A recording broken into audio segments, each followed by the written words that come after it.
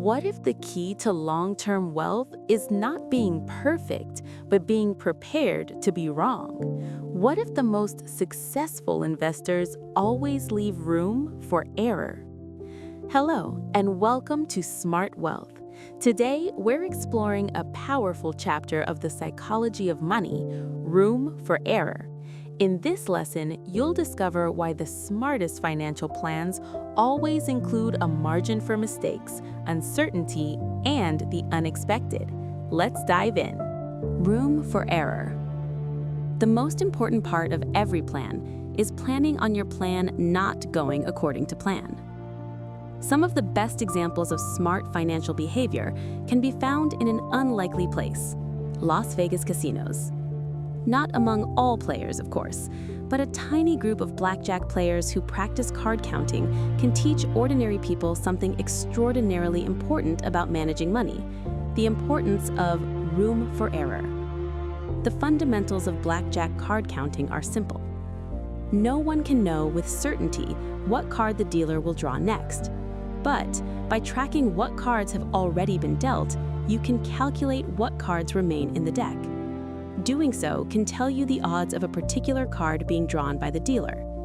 As a player, you bet more when the odds of getting a card you want are in your favor, and less when they are against you. The mechanics of how this is done don't matter here. What matters is that a blackjack card counter knows they are playing a game of odds, not certainties. In any particular hand, they think they have a good chance of being right, but know there's a decent chance they're wrong. It might sound strange given their profession, but their strategy relies entirely on humility. Humility that they don't know and cannot know exactly what's going to happen next, so play their hand accordingly. The card counting system works because it tilts the odds ever so slightly from the house to the player. But bet too heavily, even when the odds seem in your favor, and if you're wrong, you might lose so much that you don't have enough money to keep playing. There is never a moment when you're so right that you can bet every chip in front of you. The world isn't that kind to anyone, not consistently anyways. You have to give yourself room for error. You have to plan on your plan not going according to plan. Kevin Lewis, a successful card counter portrayed in the book Bringing Down the House, wrote more about this philosophy. Although card counting is statistically proven to work, it does not guarantee you will win every hand, let alone every trip you make to the casino. We must make sure that we have enough money to withstand any swings of bad luck. Let's assume you have roughly a 2% edge over the casino.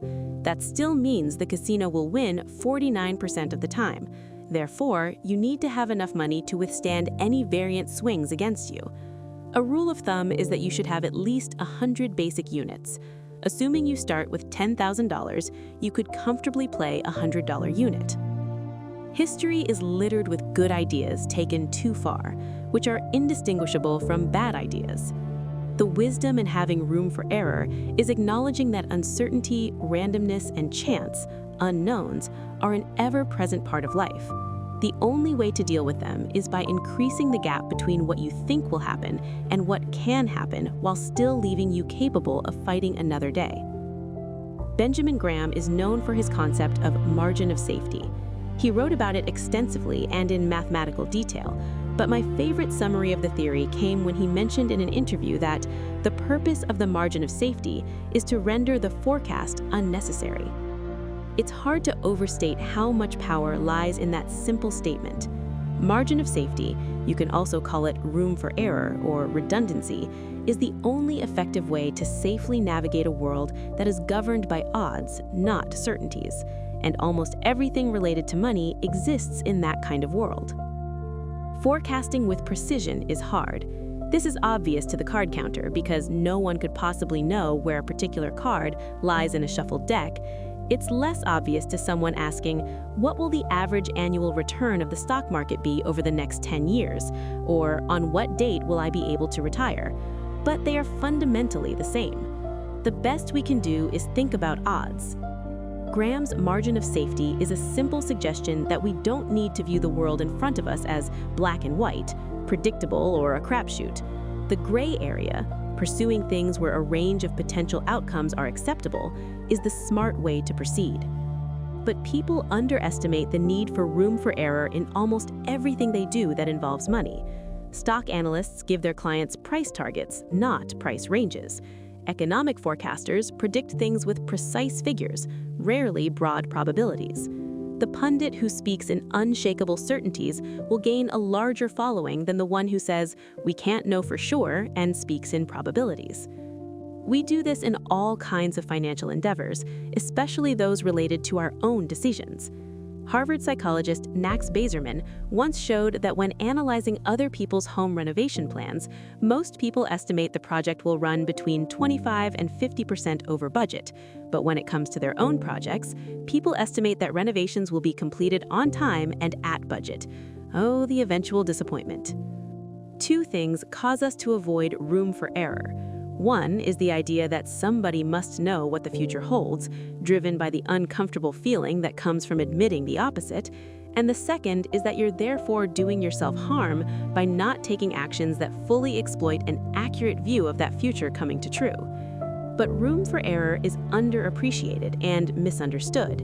It's often viewed as a conservative hedge, used by those who don't want to take much risk or aren't confident in their views. But when used appropriately, it's quite the opposite. Room for error lets you endure a range of potential outcomes, and endurance lets you stick around long enough to let the odds of benefiting from a low probability outcome fall in your favor. The biggest gains occur infrequently because they don't happen often or because they take time to compound.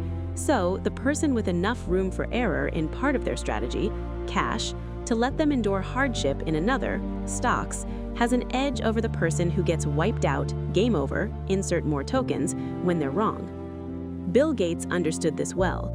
When Microsoft was a young company, he said he came up with this incredibly conservative approach that I wanted to have enough money in the bank to pay a year's worth of payroll, even if we didn't get any payments coming in. Warren Buffett expressed a similar idea when he told Berkshire Hathaway shareholders in 2008, "I have pledged to you, the rating agencies, and myself to always run Berkshire with more than ample cash.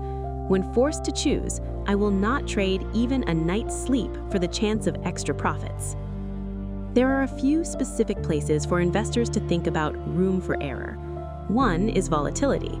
Can you survive your assets declining by 30%?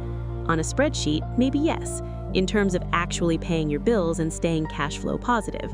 But what about mentally? It is easy to underestimate what a 30% decline does to your psyche. Your confidence might be shot at the very moment opportunity is at its highest.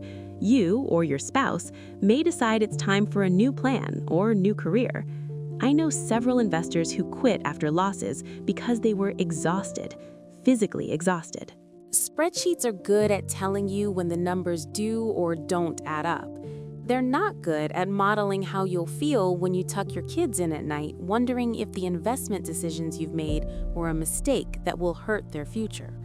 Having a gap between what you can technically endure versus what's emotionally possible is an overlooked version of room for error. Another is saving for retirement. We can look at history and see, for example, that the U.S. stock market has returned an annual average of 6.8% after inflation since the 1870s. It's a reasonable first approximation to use that as an estimate of what to expect on your own diversified portfolio when saving for retirement. You can use those return assumptions to back into the amount of money you'll need to save each month to achieve your target nest egg. But what if future returns are lower? Or what if long-term history is a good estimate of the long-term future, but your target retirement date ends up falling in the middle of a brutal bear market, like 2009? What if a future bear market scares you out of stocks and you end up missing a future bull market, so the returns you actually earn are less than the market average? What if you need to cash out your retirement accounts in your 30s to pay for a medical mishap? The answer to those what-ifs is you won't be able to retire like you once predicted, which can be a disaster. The solution is simple. Use room for error when estimating your future returns. This is more art than science, For my own investments, which I'll describe more in Chapter 20, I assume the future returns I'll earn in my lifetime will be 1/3 lower than the historic average, so I save more than I would if I assumed the future will resemble the past. It's my margin of safety.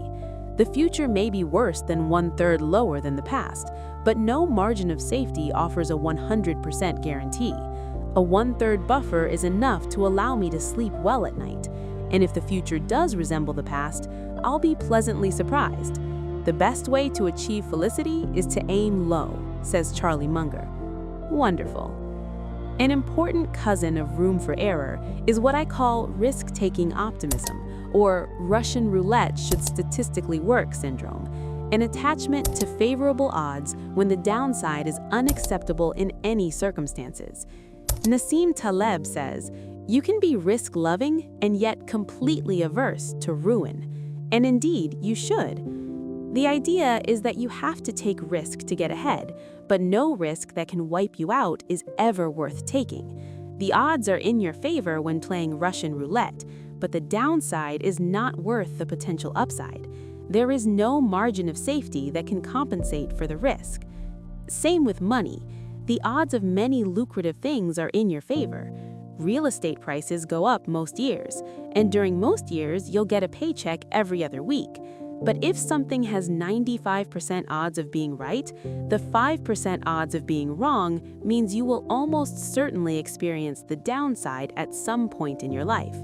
And if the cost of the downside is ruin, the upside, the other 95% of the time, likely isn't worth the risk, no matter how appealing it looks. Leverage is the devil here. Leverage, taking on debt to make your money go further, pushes routine risks into something capable of producing ruin. The danger is that rational optimism most of the time masks the odds of ruin some of the time. The result is we systematically underestimate risk. Housing prices fell 30% last decade. A few companies defaulted on their debt. That's capitalism. It happens. But those with high leverage had a double wipeout. Not only were they left broke, but being wiped out erased every opportunity to get back in the game at the very moment opportunity was ripe. A homeowner wiped out in 2009 had no chance of taking advantage of cheap mortgage rates in 2010. Lehman Brothers had no chance of investing in cheap debt in 2009. They were done. To get around this, I think of my own money as barbelled. I take risks with one portion and am terrified with the other. This is not inconsistent, but the psychology of money would lead you to believe that it is. I just want to ensure I can remain standing long enough for my risks to pay off. You have to survive to succeed. To repeat a point we've made a few times in this book, the ability to do what you want, when you want, for as long as you want, has an infinite ROI. Room for error does more than just widen the target around what you think might happen. It also helps protect you from things you'd never imagine, which can be the most troublesome events we face. The Battle of Stalingrad during World War II was the largest battle in history. With it came equally staggering stories of how people dealt with risk. One came in late 1942, when a German tank unit sat in reserve on grasslands outside the city. When tanks were desperately needed on the front lines, something happened that surprised everyone. Almost none of them worked. Out of 104 tanks in the unit, fewer than 20 were operable. Engineers quickly found the issue. Historian William Craig writes, "During the weeks of inactivity behind the front lines, field mice had nested inside the vehicles and eaten away insulation covering the electrical systems. The Germans had the most sophisticated equipment in the world, yet there they were, defeated by mice." You can imagine their disbelief. This almost certainly never crossed their minds. What kind of tank designer thinks about mouse protection? Not a reasonable one, and not one who studied tank history. But these kinds of things happen all the time. You can plan for every risk except the things that are too crazy to cross your mind.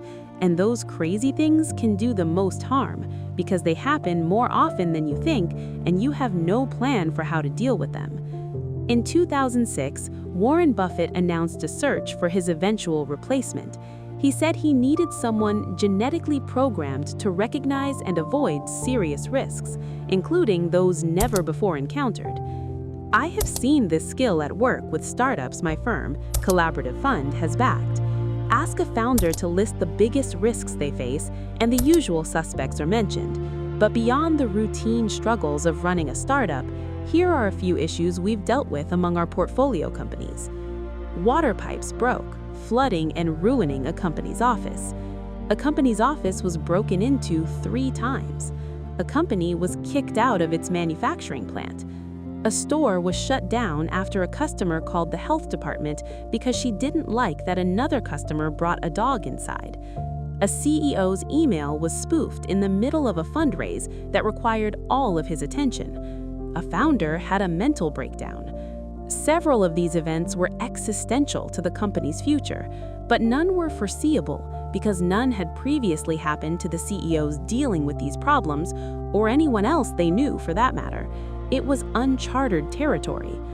Avoiding these kinds of unknown risks is, almost by definition, impossible. You can't prepare for what you can't envision. If there's one way to guard against their damage, it's avoiding single points of failure. A good rule of thumb for a lot of things in life is that everything that can break will eventually break. So if many things rely on one thing working and that one thing breaks, you are counting the days to catastrophe. That's a single point of failure. Some people are remarkably good at avoiding single points of failure. Most critical systems on airplanes have backups, and the backups often have backups.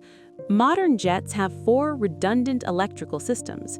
You can fly with one engine, and technically land with none, as every jet must be capable of stopping on a runway with its brakes alone, without thrust reverse from its engines.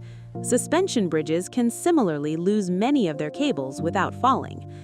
The biggest single point of failure with money is a sole reliance on a paycheck to fund short-term spending needs, with no savings to create a gap between what you think your expenses are and what they might be in the future.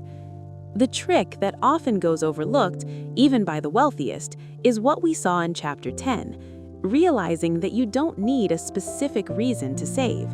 It's fine to save for a car, or a home, or for retirement, but it's equally important to save for things you can't possibly predict or even comprehend, the financial equivalent of field mice. Predicting what you'll use your savings for in the future assumes you live in a world where you know exactly what your future expenses will be, which no one does.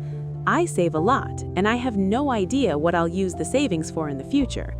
Few financial plans that only prepare for known risks have enough margin of safety to survive the real world. In fact, the most important part of every plan is planning on your plan not going according to plan. Now, let me show you how this applies to you. The core message of room for error is that financial success requires margin. No one can predict the future perfectly. Plans fail, markets change, and life surprises us. People who build lasting wealth design their financial lives with space for mistakes and unexpected events. Uncertainty is inevitable. The future will always contain risks no one can predict. A margin of safety protects wealth. Leaving room between what you plan and what you need reduces financial stress. Overconfidence is dangerous. Assuming you will always be right leads to fragile financial plans. Survival is the key to compounding. If you stay in the game long enough, time will work in your favor. Flexibility creates strength. Plans that can adjust to change are more powerful than perfect plans. Remember, the goal is not to predict the future perfectly. The goal is to build a life that can survive the unexpected.